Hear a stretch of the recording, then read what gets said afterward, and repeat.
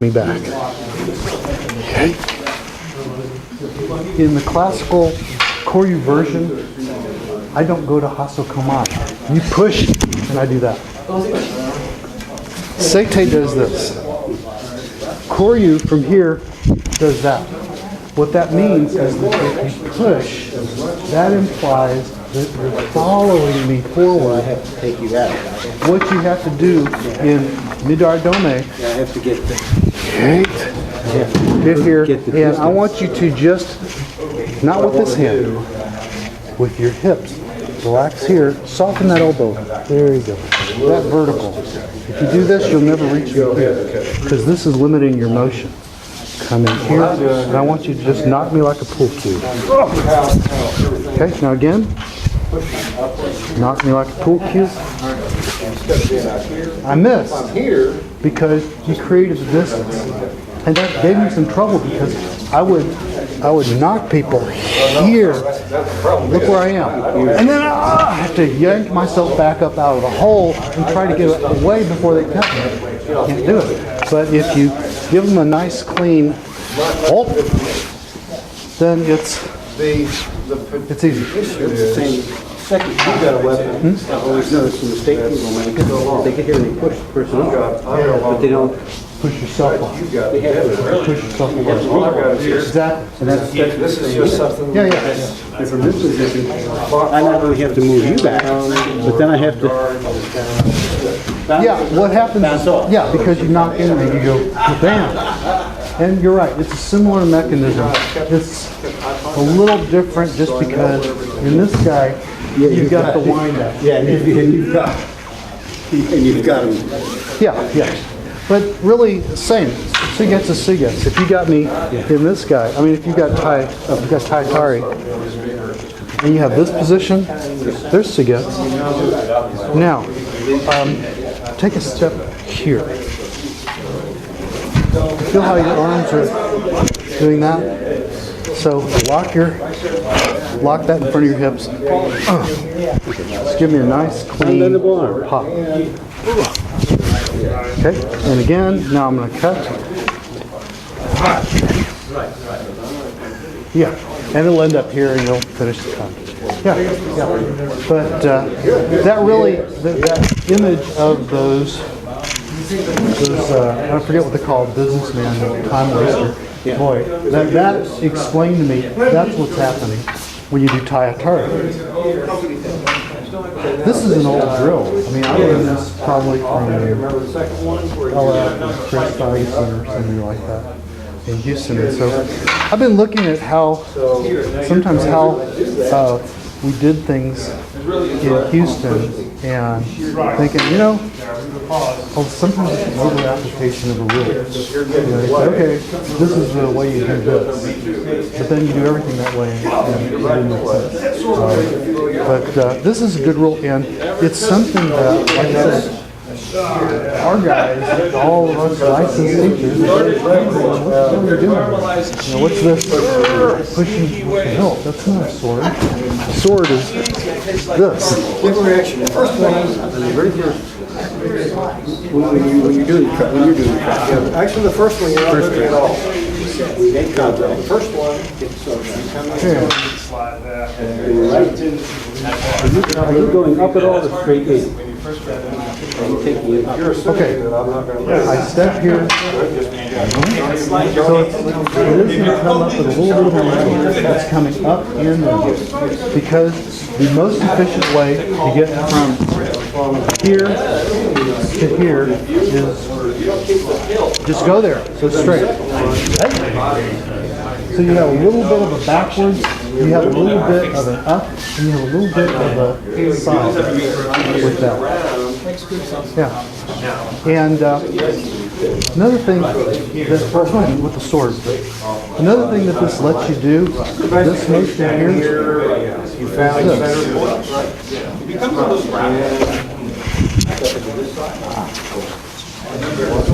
What if I miss? Well, you crack them real good. Crack them across the ribs. Reach in underneath, grab the hand, and roll, and you've got that wonderful lock. And you do that in some of the later Jo kata, you do it with the short sword. And I saw that and I thought, oh, well, this is it. There's, Kamino Sensei puts a lot of emphasis on Jodo. So when you have a sword, Jodo, even Hasso, you're going to come to Jodan. The cutting is the frequency to get the big extended motion. Here's some little things that change the kata completely.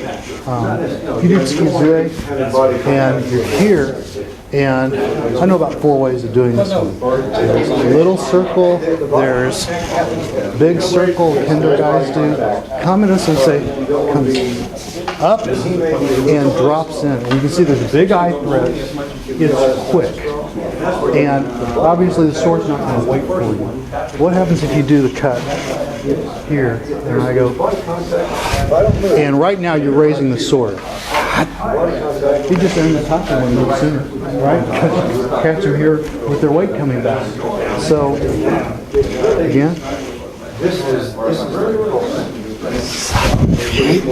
So part of this is this attack straight through the eyes.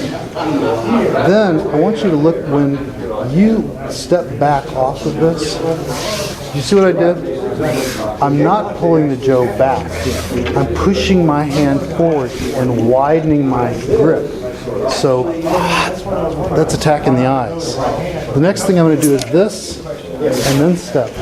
And it's a different timing. If I do from this place, if I pull back and then start to come up and forward, just take your step back and cut. You meet me with the cut. If I do this, so from this line here, oops, now I died. happens to the best of us. Did you feel how the stick came here? It's like hikyotoshi. It's like if I do hikyotoshi and I step forward, it sticks behind me. But if you do this, then you have this diagonal plane pushing forward with your step. In other words, you save the power of your step for the strength. And that's, I think it was the second time, third time I went to Japan, and Kamino Sensei looks at my tsukizue and he says, Jackson, you got small techniques. You do big techniques, you have a big spirit. And he proceeded to show tsukizue and he did all these other things. And, whoa. And I did the same thing. Exactly the way he did that to Sam Tipton, and Samuel paid his pants. Because it's so powerful and so aggressive and there's not any openings. You can feel it. I'll do a little drill with the sword in a sec. That one of our sword teachers taught. And, there's a big difference between the way I was taught of always matching rise and fall of the stick with your feet. But I don't need to use my hip of my foot to lift a 1 pound stick. I can do this and then step later. And the way I look at it is that if I start my foot and my hand at the same time, my hands are faster. So I start them both at the same time, but my stick is going to be in front of me. I don't want to step like this. I want to step like that. I want to be spearing when I step forward with contact, because the stick as a weapon doesn't do any good behind you. Question, because it fits perfectly with what you say. I'm not saying something. I've noticed that people are doing that as a key on. If I'm coming and I go, and everybody likes to do that. To be in rhythm here. If I do that, there's an opening. Yeah. Well, I haven't done anything yet. Your rhythm has to be my rhythm. Well, my question is, I'm saying that when I come here, I gotta get that. I don't wait for my bottom. I go to that stick. Yeah. So, is it here?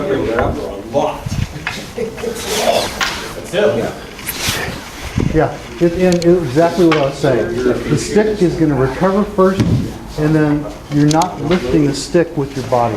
The Gyakutezuki that I've been taught is here, you have a twist of the hips. Zat. And then this comes back. And my hips don't have to twist because I step. Then when I strike, it's starting both movements at the same time and finishing it. So yeah, it changes the timing change. And the idea is to get yourself back into that stick. I was watching the classes for a long time. I like to sit with Rod. I like to sit and watch. And everybody gets away on that step. Or has nothing. Because we learn in Jodo everything goes together. So we want to... So you're waiting until your body starts to rise. There's no reason to do that. You're sticking just... Yes. You're back and ready for action. Very good. Very good. Well, tell you what. Let's. Oh my gosh. Oh my gosh. Is there a cop in the building? Okay, Yame. Let's move on for a second because I got two more things I want to work on, and one of them is let's get everybody with the sword. Somebody grab a sword, and we're going to talk a little bit about the mechanics and the geometry of the sword. And I'm going to use Tony, because Tony's not a foot taller than me. So, first thing is, well, we know this is not a sword. It's a wooden imitation of the sword, but it's basically the same shape. You just have to remember that this piece right here is deadly, and it's a piece of steel, and if I do this, my finger's going to fall off. It's really going to be really sharp. Some of my Iaido teachers call really good Japanese swords, they call them stupid sharp, because you don't need a sword to be that sharp. The only reason you make it that sharp is because you can. So what I want you to do, Tony, is put your hands straight out in front of you and then put the sword in the hand. So full extension of Tony's arms, drop your shoulders, but you see how his arms, when he rotates his arms up and down, they come out of the center of his shoulders. So if the hands are directly across from the center of his shoulders, that's his full extension. Okay? This is the mono-uchi. He's my height. Look where that puts the sword. Right full extension just happens to be the exact perfect place to whack someone with maximum power. That's the entry point. So you always cut to your entry point. I want you to look at his wrists, because he's doing a pretty good job with this wrist right here. I think we talked yesterday. This is straight. And your back wrist might be a little bit bent. Okay, thank you. Then you let your arms down. But what I wanted to talk about first is, there's my extension point. It is based on your wrists being correct. So if I have this position, but I do this with my wrists, I'm not in a correct cutting position. I'm likely right here at this point to lose the sword. Now, Japanese sword, if I drop a sword on someone like that, it's probably going to cut through his gi, just with the weight of the sword. The sad fact about Jodo is that we can go out on the street and get any moron, give them a sword, and they're instantly more deadly than most people are with a stick. If you make a mistake with a if you make a mistake with the sword and you accidentally do that, you're going to cut them. If you make a mistake with the Jo, if you accidentally hit them with the Jo, well, my sword teacher used to say that when you're cut, after you're cut and the sword goes away, you're still cut. But if you get hit with the stick and the stick goes away, you're not hit anymore. You might have a bruise, but it's probably not going to disable you. So controlling a swordsman with a Jo, that's a tough job. And the origin of Jodo was in police work amongst samurai. And the idea was that these are your clan. And if you kill them, next time there's a war, you're going to be short-handed. You got to do a lot of paperwork. The family's not going to be happy. And it's just bad business. You have to back down the swordsman, but you're probably not going to want to kill him. But he's trying to kill you. So you have a little asymmetry there. And the best way to handle that is to totally dominate him so that he doesn't have any chance to hurt you. And you let him know that you can kill him anytime you want. So it's a hard job. I want to talk about 3 positions with the hand. Right now, if you look at the line of my forearm as it comes down across the top of my wrist, my thumb is pointed right along the line of my forearm. Sa. See where my thumb is here? If I wrap the thumb this way in a fist, my energy is going this way. If I straighten that thumb right under the tsuba, then this is a forward hante grip, right? So I'm going to take this grip, put the sword right in the middle of that V, and I'm going to hold the sword here with a straight wrist. This is called kiri-te, cutting wrist. If I do this and pull my wrists back this way, this is called tome-te, stopped wrist. And if I try to cut him with this, it's not there. This was my distance. Tome-te doesn't even reach him. If I try to cut him and my wrists break over like this is called shin-ite, dead hand. And this includes losing grip on the sword. So this is bad. This is bad. Right in the middle is the proper cutting grip. So very important. And you can see that we were working with Tony just a second ago. Go ahead and come out to extension. Is that also fixes your mind. This creates the proper distance for getting this cut. So my teacher in Jodo, we have a kenjutsu system that's associated with Jodo, and the rules are the same. There is an emphasis, and this is, by the way, thank you, Tony. This is different from Iaido. In Iaido, you're going to be here. Notice my hands are open, and I bring the sword forward into my grip in order to cut. That's not how you do it in Shinto-ryu. In Shinto-ryu, you're here, you've got your wrists tied, in other words, in proper cutting hand. Come to Jodan. Look what my wrists did. Nothing. If I come to Wakigamai, look what the wrists did. Nothing. They're still in cutting hand. Yay! Yay! Still the same wrist. So that emphasis on keeping your wrists in a cutting grip throughout your movement is very important. So if you find yourself doing this, especially the back wrist, bending over or coming off of the heel of the sword, this is not a cutting position.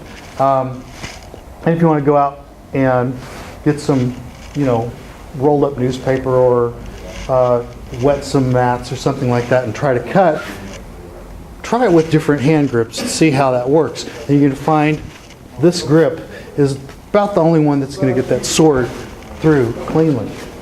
So I threatened to do this for an hour, but I think we'll just do it for a few minutes. What I want everybody to do is let's come back here and we'll line up, sword in front of you, cutting grip, come to Jodan, and come to Seigan. Up, down. Now, do this with a step forward. Yay! Yay! Yay! Yay! Now don't let your elbows bend. Yeah. Good. Yay! Yay! Yay! Good. All right, let's turn around. In Japanese, we would call Maware mi, which literally means turn around to the right. And I think saying to do it to the right is so that everybody turns the same direction instead of some people turning left and it looks all chaotic. And you want to make sure nobody gets hurt. So again, Jodan, Segan. Hey! Hey! Hey! Hey! Hey! Hey!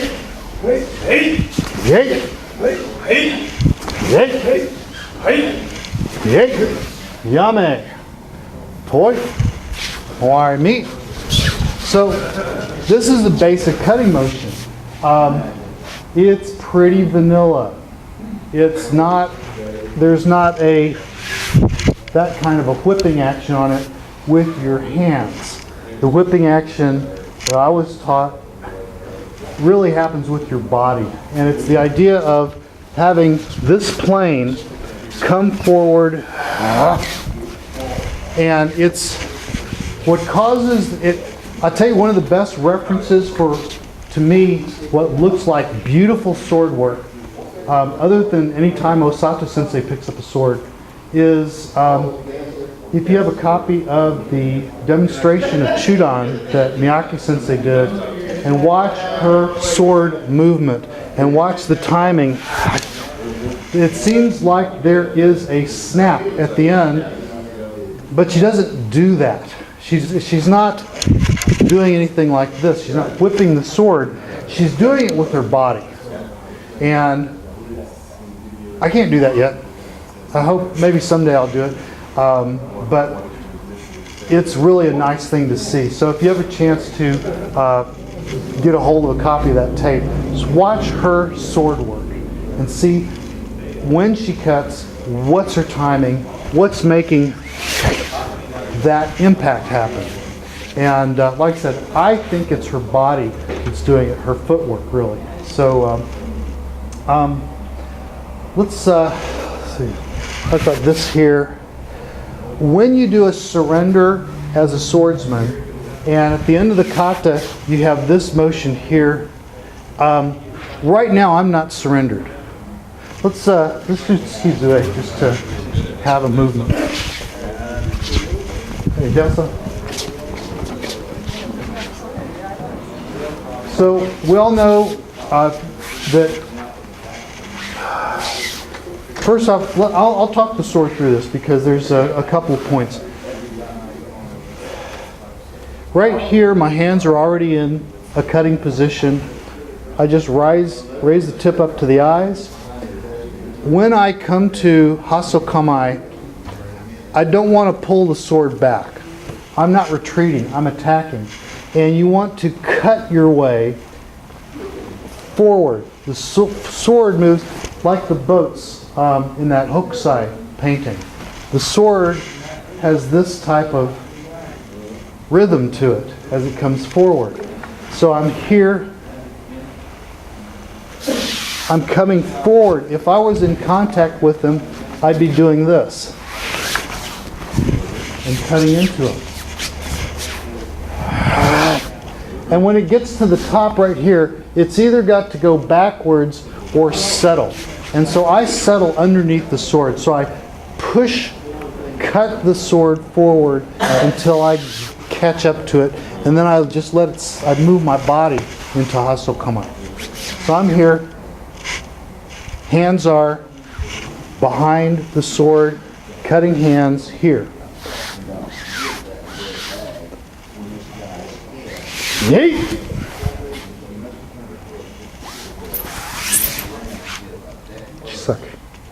So here I've got the end of the kata. Now Dale's going to push a little bit down and into my eyes. Just let me know he's there. He stops on the eyes. I bring the sword down to here. Right now I'm not surrendered. And you can tell by looking at my back wrist. And you can also tell a little bit by looking at the tip of the sword. The tip of the sword's not down. When I do that, I relax my back wrist. Really, this is the cutting hand, the back one. So I'm here. When this happens, my wrist breaks over a little bit. It's now dead wrist. If I want to start, and he starts his put away, if I reacquire, for me to cut him, I can't just slap him with my dead wrist. I've got to reacquire my grip. And if he sees with his peripheral vision me reacquiring my grip, he's going to knock my teeth out. So this is the meaning of this surrender. I was originally taught to do something like this because, yes, it's not possible for me to cut this way, but it's also not possible for me to cut this way. So the small motion is what I've been taught. And I'm still dead wrist. I don't want to make him nervous. At this point, a little issue with the sword. He can't step back yet. And the reason is that I still have a launching pad where I can reach him with one step on either foot. So he's got to, from here, wait until I step 1, 2. Now he can move back. So he's going to hold me with Zanshin until I make that distance. So the point I was leading to here was this wrist position for cutting doesn't go away until you surrender. When those wrists relax right here, that's when you're done. So if you find yourself in the kata, and let's do, what's a good kata? Let's do, Hisage, number 3? Yeah. So Hisage, what I see sometimes people will go, match. It's here. Yeah. So much faster. Yay. Here, and you come over here. Now, do you see what happened here? Sword's already gone. It's here. It's not down here. It's here. I come out here. Sword's still up. Now it's down. So if you find yourself in Hisage and you get trapped, and you're at this point, and this happened to your wrist, the fight's over already. Even if I get free of him, I still have to reacquire the sword, which takes a move. It's the chess game problem. He gets a move, I get a move. If I have to waste some time getting my sword back into grip, he gets to knock my head in. So keep that grip here, keep it here, and then don't surrender until you decide to. Okay? So I think maybe we can do some kata. And this one's a good example, I think, because it's a little confusing when this happens. You feel like maybe you're done, but you have to think about, I'm not done. I'm not going to surrender until I surrender. So Hisage is probably a good one to do that. I'm trying to think, that's a little bit advanced, but it's only one kata. So who knows Hisage? Okay, who doesn't know Hisage? 1, 2, 3 and a half. So, well, okay. Let's take a look at, and we're going to do this from the sword perspective. So, paying attention to the sword. The Jo side, if you haven't done the Jo, watch this and see. What's happening is, from here, sword kata, it starts at this point.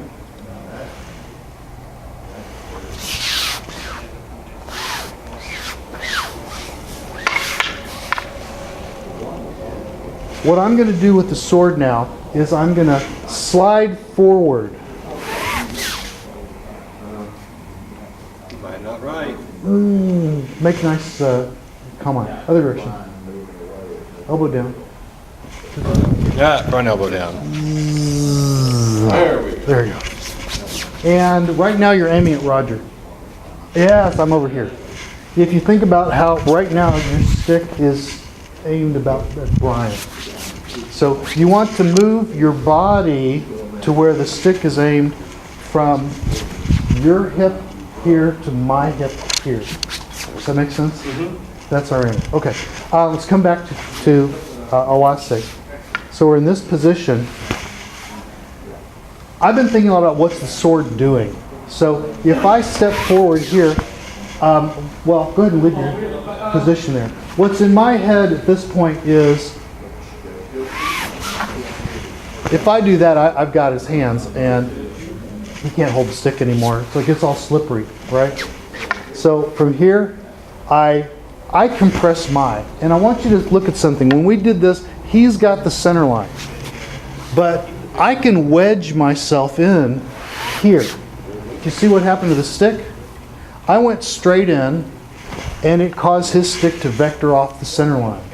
So maybe I don't just have to go for his hands, maybe I can go straight in. So he's got to react when he loses center. Right?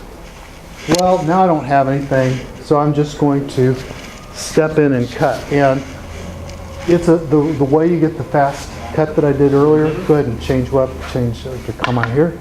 Is that seite. Yeah, you don't walk into it.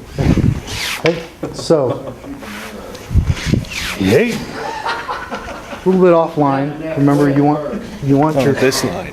here. Oh, okay. You want to get your body to clear the path of the sword. Okay. Yeah. That. So, okay, from the Joe side, take a look at what he's done. He's crossed weapons here. He steps back to Hikyo Toshi Kamai. I decide to cut. He steps up, and now we are in kiri-te, right? So, think about what I did. I cut here. I'm going to come back to Jodo. Ah. I'm not going to hang on you. Yes. Zat. I take a step here to recover. I'm going to keep my grip. Come around here. Still have grip. Now I surrender. Okay? So please get with a partner. Maybe someone who has done this kata and someone who hasn't worked together. And focus, though, on what the sword's doing and when it needs to do it. Okay? Let's